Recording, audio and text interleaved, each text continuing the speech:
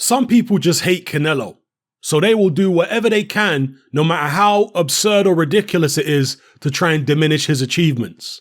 Some people are just big Kovalev fans, and they don't want to accept what happened last night.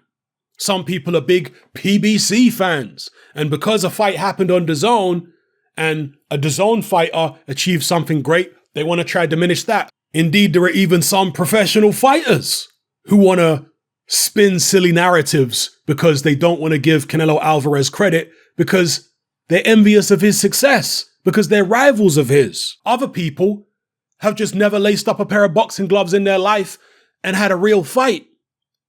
So they can't tell a left hook from a fish hook, to borrow a line from Leon Muhammad. What am I talking about here? I'm talking about this crowd of people online who are claiming that Sergey Kovalev took a dive in the Canelo fight. Now listen, I've been involved in the sport of boxing for decades, okay? I boxed as an amateur myself back in the 1990s through to the early 2000s. And during my time watching boxing, participating in boxing, and also being ringside at fights in the gym for thousands of rounds. If you combine all the sparring I've seen and participated in, and fights I've seen live in the flesh as well as on television, thousands and thousands of rounds of boxing in my lifetime. Started watching boxing in the 80s. Still watching boxing now. It's nearly 2020. Okay? And in all that time, I have seen what a fighter looks like when they get hurt. That leg jitter that Kovalev did in the 11th round when he got hit by Canelo prior to the knockout, that leg jitter that Kovalev did where he was still trying to look at Canelo, keep his eyes on the target, but his legs were doing something else. You cannot fake that. It would literally take years and years of training and probably a whole training camp full of choreography to be able to pull that off so convincingly. The leg jitter, and then the way his body reacted to getting hit with a right hand on the chin. Okay? You would have to choreograph that. You'd have to you can't fake something like that convincingly unless you are, as I say, some kind of trained actor who's been studying what people look like when they get hit and the way their knees react and what their eyes are doing when their knees are reacting. Ridiculous to suggest that Kovalev took a dive. Absolutely absurd. And again, most of the people either have an ulterior motive or they just don't know what they're looking at. They've never stepped in the ring. They've never taken a headshot. You know, I've been in the ring. I've knocked people out. I've hurt people. I've seen their legs do funny dances. I've been buzzed myself. I've taken big shots. I know how people react. Okay, I've seen it thousands of times. That there was a genuine reaction from Sergey Kovalev. There was no dive or any kind of nonsense like that. So get that rubbish out of your heads. Get that rubbish out of my comment section. Get that rubbish out of my Facebook group. For the love of God, Kovalev was genuinely hurt. No question about it. Now, if you want to say that you don't like the scorecards because you thought Kovalev was ahead at the time of the stoppage, cool, no problem. We know that Canelo has got a history of favoritism when it comes to the officials. We know that. That's a fact.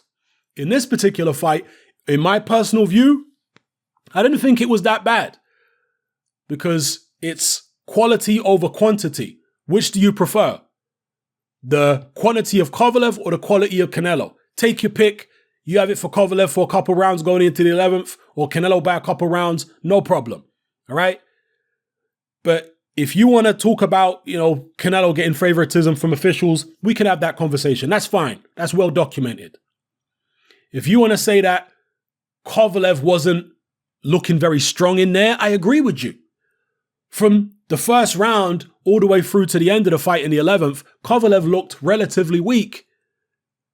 He wasn't sitting down on his punches other than in the 8th round, but there are reasons for that which don't require you to come up with this absurd idea that he took a dive in the 11th.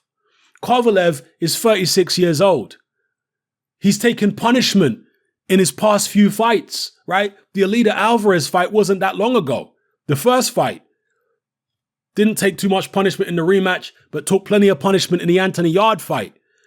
The Anthony Yarde fight, not just the fight, but the camp wasn't very long ago. So he's had almost back-to-back camps at 36 years of age, taking punishment in the gym and in the fights. He's in there against Canelo, who has imposed a weight restriction, a rehydration clause. And when you've done back-to-back camps and you're already tired from back-to-back camps, at 36, you don't recover from a camp as quickly as you did, or from a fight for that matter. How long would it have taken Kovalev to recover from the punishment he took in the Anthony Yarde fight? And then he's got another camp very shortly after that, where he's back in sparring and all that kind of stuff. He's got to make weight. Remember, he missed weight. And he's got to, fulfill this rehydration limit. Lots of reasons as to why Kovalev, his age, and also the fact that Kovalev has been boxing for his past few fights. He hasn't been the crusher for a while. Since he hooked up with Buddy McGirt, he's not concentrating on power. Furthermore, Canelo was pressuring him constantly for the whole fight. Anthony Yarde wasn't doing that.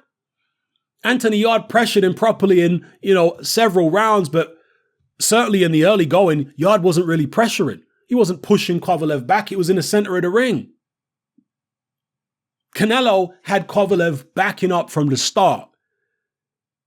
Kovalev was, in my view, afraid to sit down on his shots too often because Canelo's counters were so fast. Yarde wasn't countering that fast. Alvarez wasn't countering that fast. So Kovalev was wary of the counters coming over the top. So, there were lots of different things going on, but a dive is not one of them. I can assure you. Yeah? Kovalev tried to come out and box. He was always going to do that. I thought he should try and go for the knockout, but if you heard what Buddy McGirt said before the fight, he said, if we get robbed on the scorecards, the world's going to know. That let you know right there they were going to go for a points decision. They didn't care about getting robbed on the scorecards. As long as the fans knew, they didn't care about it. Yeah? So, listen, people, as I say, old man, 2 back-to-back camps, took punishment in the Yarde fight, rehydration clause, was under constant pressure from Canelo. His punches were either being slipped or blocked. That is disconcerting to a fighter. When even your jab, your favorite weapon, certainly in the latter days of Kovalev's career, that's his favorite weapon. His jab wasn't landing clean. Canelo was slipping it and blocking it. It can be disconcerting to a fighter. It can unnerve them when this guy's coming at you. He's got very fast hands. He's countering. Anytime you throw anything, this guy's countering something real hard. It can be disconcerting. You understand, from a psychological point. If you've been in the ring, you know what I'm talking about. It's disconcerting. And Kovalev was just being very careful with the guy. Trying to box him, trying to box to instructions, what Buddy McGirt was telling him. And if you notice in the 8th round, when Buddy McGirt told him, don't let him dictate the pace, and Kovalev started sitting down on his shots in the 8th. Again, it's just an example of him doing what Buddy told him to do. Yeah? So all these excuses, man, Kovalev took a dive. Honestly, people, if that was Kovalev taking a dive, he needs a flipping Oscar. Seriously. Because I've never seen somebody fake being hurt that well. Absolutely ridiculous. And I've seen plenty of fighters fake being hurt. Oh, I've seen dozens, probably hundreds of fighters over the years fake being hurt. I saw Bruce Seldon fake being hurt against Mike Tyson in the corner when he shook his head. Oh, legs are wobbly. Yeah, please. I saw, who was it now? Dimitrenko fake being knocked out, being hurt against Joseph Parker with the body shots where he's spinning around on the floor like Homer Simpson, exaggerating how hurt he was. Like, give me a break.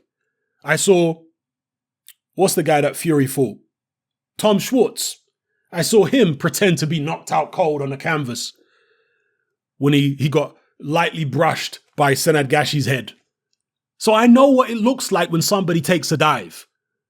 When they're trying to pull a fast one, I know exactly what it looks like. But I also know what a genuine reaction from someone being hurt looks like.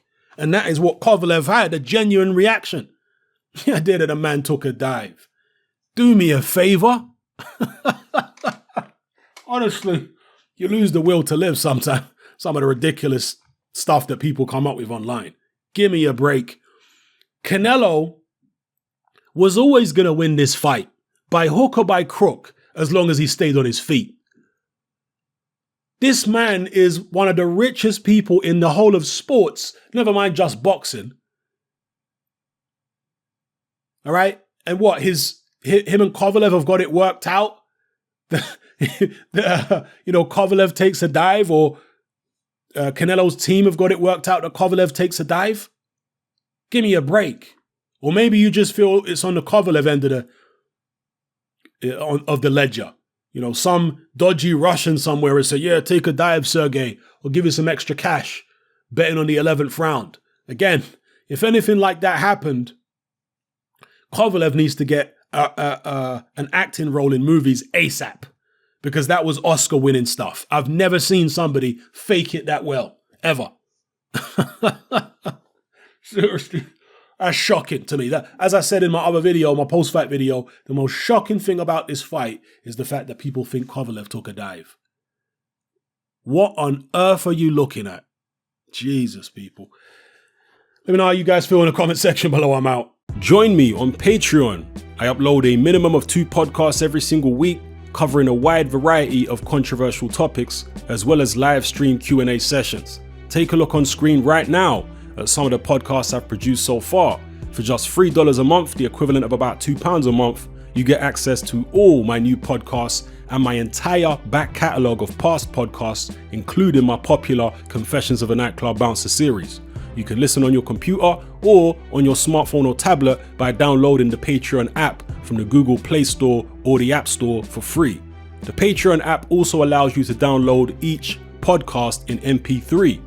For less than the price of a cup of coffee, you get access to dozens of hours of exclusive content.